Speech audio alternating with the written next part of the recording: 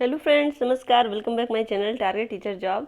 स्वागत करती हूँ आप सभी का आपके अपने चैनल टारगेट टीचर जॉब में। दोस्तों, आज हम बीएड प्रथम वर्ष तृतीय प्रश्न पत्र समसामयिक भारत में शिक्षा के विषय में पढ़ेंगे और ये है आपका लेक्चर नंबर 12। तो चलिए क्वेश्चन देखते हैं। नालंदा विश्वविद्यालय के विषय में यहाँ पे हमें देखना है। ये आपके सिद्धार्थ यूनिवर्सिटी 2016 में पूछा हुआ क्वेश्चन है। तो नालंदा विश्वविद्यालय पटना से लगभग 50 मील दूर दक्षिण में स्थित है। यह लगभग 1 मील लंबा और आधा मील चौड़ा था। इसमें 8 बड़े सभा भवन और 300 अध्ययन कक्ष थे। इस विशाल पुस्तकालय कई मंजिला था। इसमें 10 से अधिक सरोवर थे जिसमें छात्र जल क्रिया करते थे। चीनी यात्री ह्वेनसांग के अनुसार इस विश्वविद्यालय में 300 अध्ययन कक्ष तथा 8 बड़े सभा भवन, 73 छात्रावास भवन और साथ ही अनेक शिक्षक निवास भवन और भोजनालय भवन आदि थे। यहाँ पर हम देखें तो नालंदा विश्वविद्यालय पटना से 50 मील दूर दक्षिण में स्थित था। तो इस तरह से अगर हम देखें तो ये पटना के लिए बहुत गौरव की बात थी कि यहाँ पर इतना भव्य विश्वविद्यालय था और यह लगभग 1 मील लंबा और आधा मील चौड़ा था। इसमें 8 बड़े सभा भवन और 300 अध्ययन कक्ष थे। इसका विशाल पुस्तकालय कई मंजिला था। तो यहाँ पर हमने देखा कि इसमें 10 से अधिक सरोवर थे जहाँ पे छात्र जल क्रिया करते थे। तो यहाँ पर छात्र विदेश से भी पढ़ने आते थे और यहाँ पे चूँकि चीनी यात्री ह्वेनसांग जो कि हर्षवर्धन के काल में भारत आया था, तो ह्वेनसांग ने अपनी पुस्तक में ये सारे विवरण दिए थे कि किस तरह से जो वहाँ की भव्यता थी, इन सारी चीज़ों के बारे में उसने जानकारी दी थी। नेक्स्ट देखते हैं हम आगे।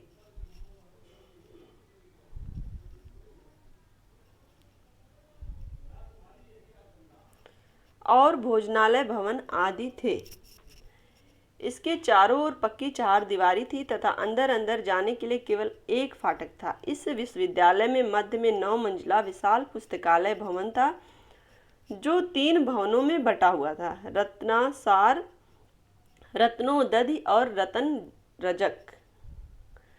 रत्न सागर में सभी धर्मों से संबंधित पुस्तकें थीं और रत्न रंजक में सभी कलाओं से संबंधित पुस्तकें थीं। तो यहाँ पर हम देखें, ये बहुत ही विशाल विश्वविद्यालय था जहाँ पर हर सब्जेक्ट से रिलेटेड पुस्तकें थीं और सबके अपने कुछ विशेष महत्वपूर्ण संबंध थे। एक तरह से विश्वविद्यालय का प्रमुख भिक्षु कुलपति विश्वविद्यालय के भिक्षुओं द्वारा निर्वाचित होता था। यहाँ पर हम बात करें तो चूँकि जो विद्यालय की प्रारंभ हुआ वो बौद्ध धर्म से हुआ, बौद्ध काल से हुआ, तो कहीं ना कहीं वहाँ पे बौद्ध धर्म का विशेष प्रभाव रहा। वहाँ पे जो भिक्षु थे वो कुलपति थे और कुछ विश्वविद्यालय के भिक्षु जो शिक्षकों के द्वारा निर्वाचित होते थे, इनकी अध्यक्षता में 2 समिति का गठन किया जाता था जो क्रमशः विश्वविद्यालय के प्रशासनिक व शैक्षणिक कार्यों के लिए उत्तरदायी होते थे। तो यहाँ पर हम देखें कि जो प्रशासनिक कार्य थे या शैक्षणिक कार्य थे, उनके लिए इस तरह के लोगों का चुनाव किया जाता था। छात्रों की प्रवेश प्रक्रिया अत्यंत कठोर थी। जैसा कि आप जानते हैं कि हम लोग उपसंपदा संस्कार में देखे थे कि किस तरह से उपसंपदा संस्कार में जिस तरह से आज एंट्रेंस एग्जाम होता है, उसी तरह से एंट्रेंस एग्जाम के माध्यम से ही कई बौद्ध भिक्षुओं के समक्ष छात्रों से प्रश्न किया जाता था। उसके बाद सर्वमत से निर्णय लिया जाता था, तब जाके उन्हें प्रवेश मिलता था विश्वविद्यालय में उच्च कक्षाओं के लिए, उच्च शिक्षा के लिए। प्रवेश के लिए सर्वप्रथम विद्वान द्वारपालों द्वारा छात्रों की कठिन मौखिक परीक्षा ली जाती थी। नालंदा विश्वविद्यालय में छात्रों से किसी प्रकार का शुल्क नहीं लिया जाता था। नालंदा का पाठ्यक्रम अधिक विविधतापूर्ण और विस्तृत था। यहाँ बौद्ध धर्म के दोनों भागों हीनयान और महायान से संबंधित पाठ्यक्रम के अध्ययन की समुचित व्यवस्था थी।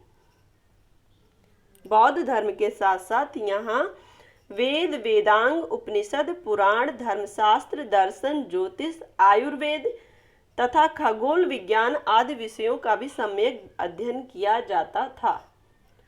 तो दोस्तों यहाँ पर ऐसा नहीं था कि केवल धर्म की शिक्षा दी जाती थी, धर्म के अलावा भी आप देख रहे हैं कि वेद, वेदांग, उपनिषद, पुराण, धर्मशास्त्र, दर्शन, ज्योतिष, आयुर्वेद, खगोल विज्ञान, जितने भी सब्जेक्ट उस समय थे उन सारे विषयों की शिक्षा दी जाती थी। और आगे हम देखते हैं, सभी छात्रों को बौद्ध धर्म के अनुसार नियमित और संयमित पाठ्यचर्या का निर्वहन करते हुए विश्वविद्यालय में प्रतिदिन होने वाले 100 व्याख्यानों में से अपने लिए निर्धारित समस्त व्याख्यानों में उपस्थित होना पड़ता था। और यही नहीं, वहाँ पर विषय से संबंधित व्याख्यान हुआ करते थे और जो भी सब्जेक्ट से रिलेटेड छात्र होते थे वो उन व्याख्यानों को श्रवण करते थे और ये श्रवण करना उनके लिए अनिवार्य होता था। इस विश्वविद्यालय में शिक्षा पूर्ण होने पर छात्रों की परीक्षा ली जाती थी। छात्र भिक्षुओं के एक पैनल के सामने उपस्थित होते थे।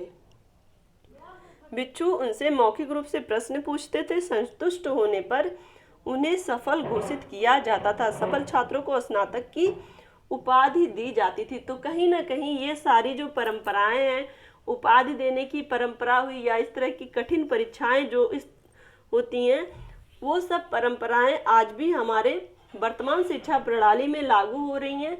तो ये सारी चीज़ें हमारे वर्तमान शिक्षा प्रणाली के लिए एक देन के रूप में है, जो बहुत ही हमारे लिए गौरव की बात है।